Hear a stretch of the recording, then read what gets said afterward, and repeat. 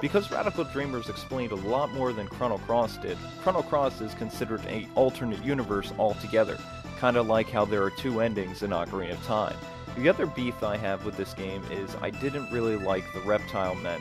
It just felt really odd and out of place among the whole scheme of things. I think this was due to the music not fitting the mood. Either Mitsuda didn't know he was doing, or it was composed by Yui Matsu. It had more of a Final Fantasy flow to it, and it just didn't work for Chrono Trigger. And I just really didn't like that. Now everyone is complaining about the PlayStation had load times. Now that's because it's a disc, of course it's going to have load times. As far as the DS goes, I'm not too picky about the redone dialogue. No, but I didn't like the Mystic Reptile quest thing. It was cutesy, and it had different music, and I just didn't like it. It was too repetitive, and I can see why it was cut from the original beta.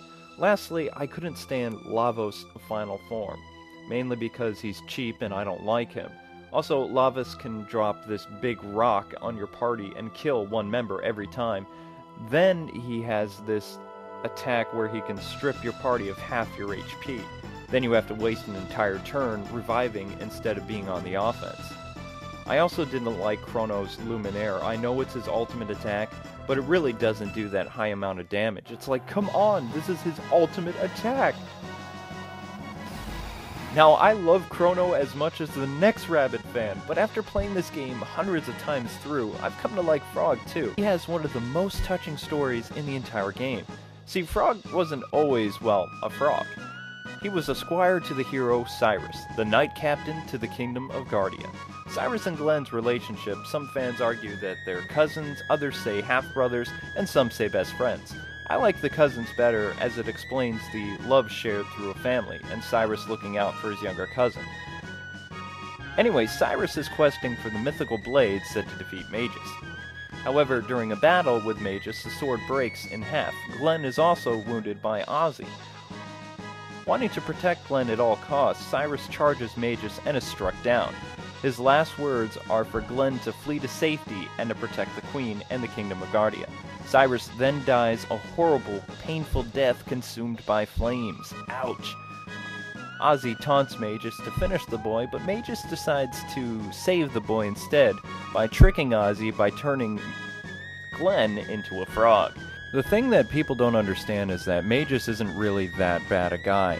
He saved Glenn by transforming him into a frog in order to keep face with Ozzy, to keep up the appearance that he's a bad guy, when in reality all he's trying to do is rescue his sister Shayla. 10 years later, Frog states his name to be Glenn and asks Chrono and company for the renewed magic sword. Frog then grabs the hilt, very similar to how Link removed the Master Sword in A Link to the Past. Although this scene where Frog points the sword up into the air reminds me of something that we saw in Ocarina of Time later on, or Twilight Princess. Now the clip that you're seeing here is from the PlayStation and Nintendo DS version of the game.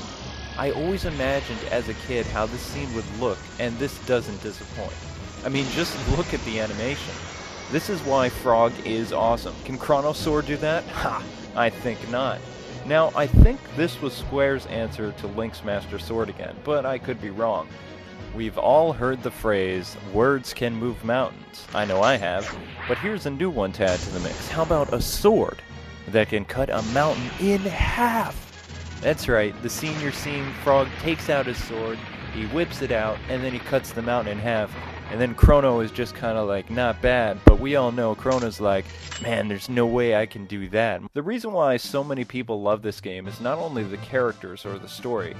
How about the ability to replay the entire game with all your items, weapons, and powers, not to mention your status, too. That's what New Game Plus is all about. Talk about awesome. This makes enjoying the story and exploring the world so much more exciting and fun. Think about it for a second. All the bosses that gave you difficulty are now weaklings compared to you now. Time to introduce Mr. Bones here to the pain train.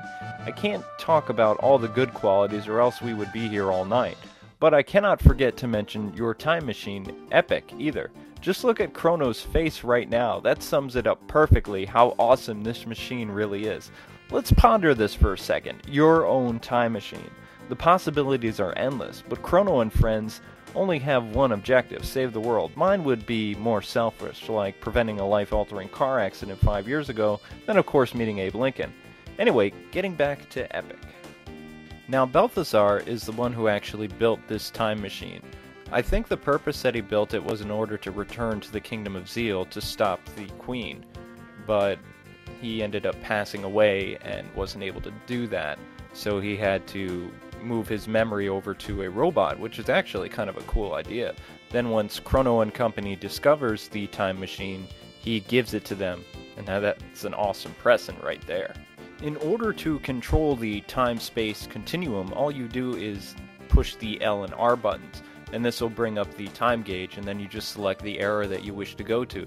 And then, kinda like Back to the Future, you burst into flames and arrive at your destination. I love when you have Robo for this scene, because he says that Epic is able for time travel, because even in the future they don't have the ability to do that.